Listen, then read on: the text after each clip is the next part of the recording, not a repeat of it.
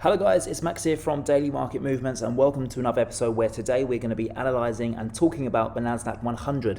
Just before I start today's video, I just want to say that the markets at this moment in time are extremely difficult to navigate, and perhaps you are a new trader and you're finding this moment in time incredibly difficult. And to be honest with you, I'm finding it difficult, and I've been trading for the past 8 years. This is definitely, the hardest period that I've ever had to trade through before. We've got a war, we've got a hiking interest rate environment. We haven't seen this, dating back almost 100 years. So it's very, very difficult at this moment in time. So if you are new to trading, or perhaps you're someone who's been trading for a while and just looking for a second opinion, then please look no further than my signal service website, dailymarketmovements.com. I've left the website in the website link in the description of today's video.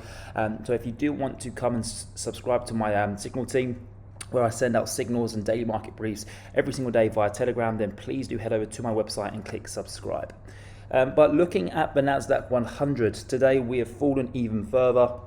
Yet again, the market is down 2.3%, and this is because the VIX, guys. The VIX is still well above 30, and as long as the VIX is still above 30, that basically indicates that the NASDAQ 100 is about to have a minimum of a 2% swing during that trading session, and that's exactly what we've continued to see over the past 3 or 4 days now. We've seen a 2% movement today. We saw a 2% movement on Friday, Thursday, on Wednesday we saw a 3.5%, and the days, literally probably for like the last 10 days, we've seen 2% swings in the NASDAQ 100. The market is incredibly volatile at this moment in time, and we're pretty much about to go and take out the bottom of this C leg, which is not good news for the NASDAQ 100. It means that if 13,000 does not hold as a floor here, we could be heading a lot lower. We could even go towards the bottom of this wedge, which could be around, pretty much around 12,500, guys. And this is something that I did say last week. I said that, even if we did go and test the top end of this wedge, we are likely to get rejected.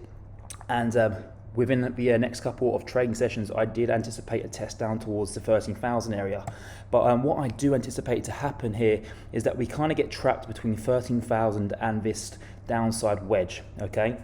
And this downward sloping wedge is typically a bullish pattern, providing that we break out towards the top side. So I think that we could be, forced to trade within this tight area for the next couple of sessions. And that would actually be quite good, because that would allow the VIX to, come down a little bit, perhaps down 30, and we will see less volatile trading sessions where we're seeing 2 or 3% gains or losses. We don't really want to see that much volatility, guys. We just want to see some nice gradual, perhaps forming a base, forming that floor here for the NASDAQ 100. But what I would say, in terms of time until we break out, it could potentially take us another 17 days, so half a month. And of course, on Wednesday we have the Fed coming. We're very likely to hear a minimum of a 25 basis point hike here from the Fed. We had Jerome Powell come out, who testified in front of Congress and basically told us that 25 is going to be the number. So if we see any more than that, then of course the markets could act more negatively.